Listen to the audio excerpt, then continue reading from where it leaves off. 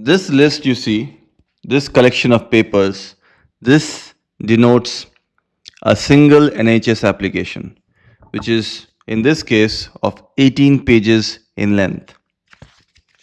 1, 2, 3, 4, 5, 6, 17, 18. 18 pages in length.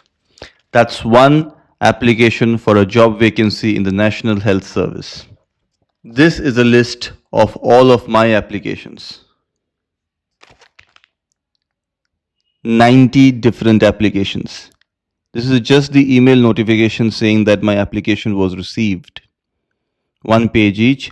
This is a file of 90 pages, just documenting the number of applications that I have submitted to get a job in the NHS. This is just through one website, NHS Track Jobs. There's another website I used, but just for the interest of brevity, I used only one website source. This is a collection of 90 applications. Each application would be roughly of 18 pages in length, so 90 into 18, you can do the math. 1,620 pages of applications over a period of 14 months. What have I got as a result of that? 2 interview calls, and on both occasions, I was placed on a wait list. Now, the thing about wait list is that you can't even blame yourself, but I will. The trick about passing interview, again, I am aware of the irony of it because I haven't succeeded in an interview so far.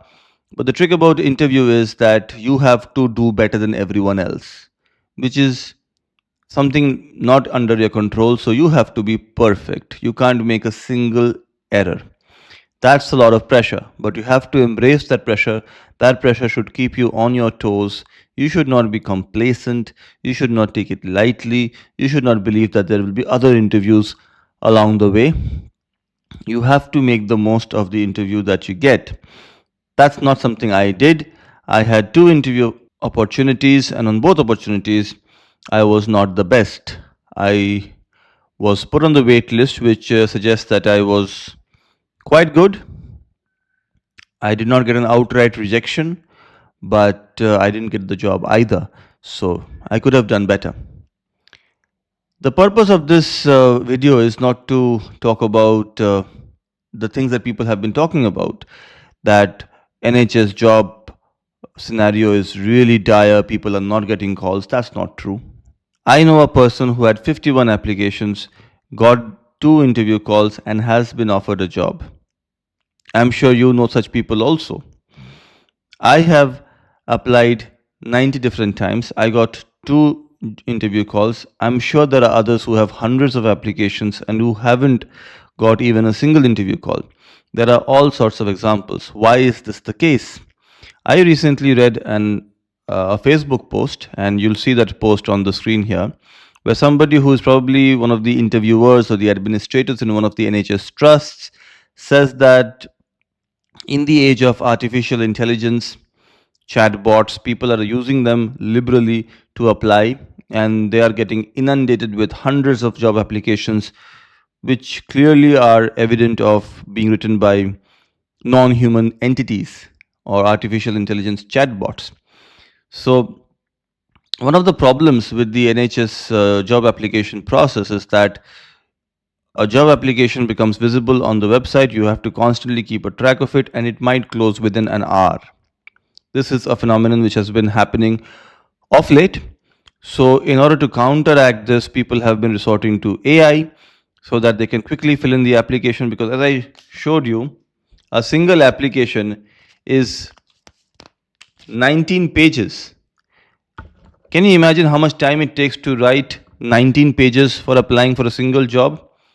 If you apply for it properly, it might take you an entire day. Let me just read one sample answer, and this is an answer from a successful job application. This is a job application I got from a friend of mine who now has a job in the NHS. So let me just read one sample answer.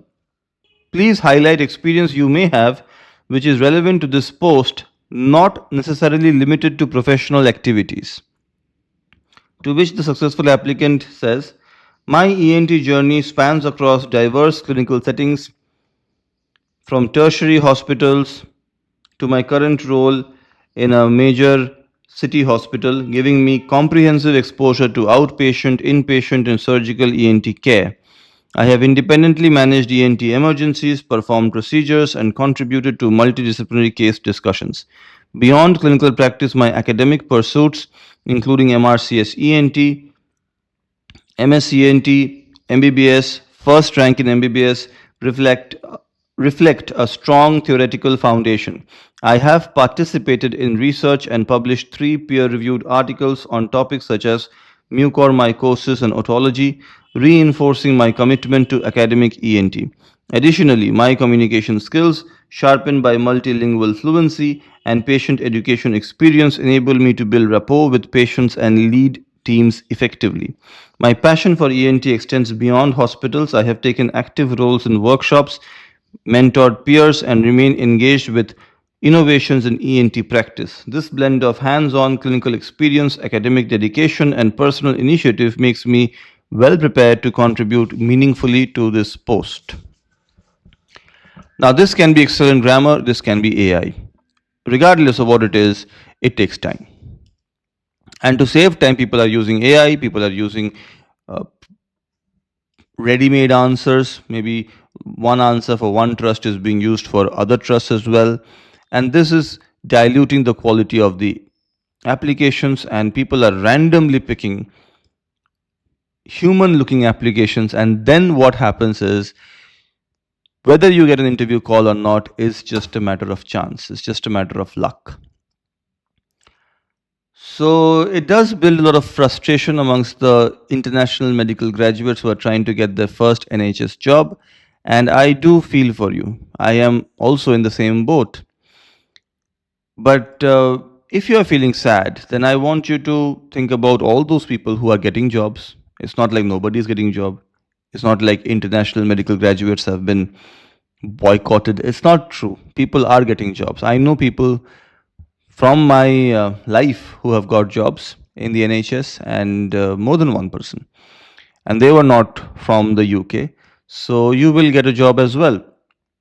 In the meantime, while you are applying and trying to keep yourself motivated, you have to remember that the process of getting a job in the NHS is more difficult than MRCS exam or any other exam that you may have appeared in, because here you don't know when the exam will happen, and whenever the exam happens you will have to study a lot and you will have to perform better than every other examinee. It's not just a question of getting 90 out of 100, it's a question of getting 100 out of 100 and then having better handwriting than everyone else.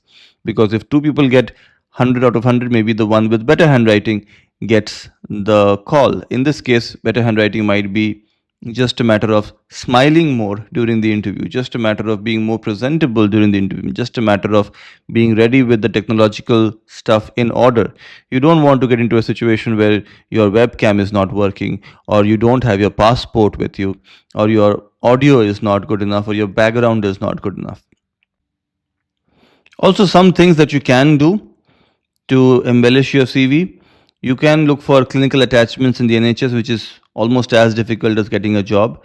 Clinical attachments are periods of unpaid observership. You can do it for 2 weeks or 4 weeks. It is expensive because you have to stay alive in the UK without getting any income. So I know it how unrealistic it might be for some of you. But if it is possible for you, then do look for clinical attachment opportunities. It might help you familiarize yourself with the workings of the NHS and may even help you find people who can guide you towards the direction in which you can get a paid NHS job in the future. So that's one thing, clinical attachment. Two more things, clinical audits and quality improvement projects. These are some things you can easily do in your current workplace. Just talk to your seniors. And I have a video about clinical audits, which you can check out. Clinical audit basically is you have to identify a problem and you have to collect data to see if the practice guidelines in your workplace are matching with the established guidelines or not. If they are not matching, then you can suggest a change which would help the practice in your workplace match the established guidelines, and then you can re-audit. It is very cumbersome, but it is worth doing. Quality improvement project is much more simple. Here you don't have to worry about established guidelines. You just have to improve the experience of the patient. Maybe reduce the waiting time, maybe instead of verbally telling the patient about informed consent only, also handing them a leaflet which talks about the entire process, so they can look at it after going home and think about it a bit more. So these are examples of quality improvement projects. Of course, research articles, publications, these are difficult, but if you can get it with the help of your colleagues, with the help of your students, that's also something worth looking at. Then there are two courses that you can participate in. One is ALS, Advanced Life Support, by the European Research Council or the UK Research Council. If you are in the surgical branch, you can go for ATLS by the American College of Surgeons. And there is a teaching course by the Oxford Medical Group. This is called Teach the Teacher. There is something which is the online version of it, which is much less expensive. And there is the other version of it where you have to go to the UK. So these are the things you can look at while you are preparing your perfect CV, and stay motivated. Also, there are some interview resources. You can check out some of my videos about NHS interview preparation. And please, please, please be careful about scammers. There are people who might take advantage of your insecurity, about your may take advantage of your frustrations, and may ask you to pay exorbitant sums of money. I have till date never asked for money from anyone and won't in the future also.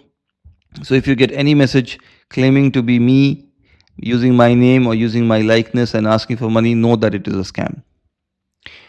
And also, I would not ask you to pay money to anyone unless you are 100% sure that that will give you value, because most of the cases you just have to keep applying, and you have to make your CV as good as it can possibly be, and stay motivated. That is the key to success.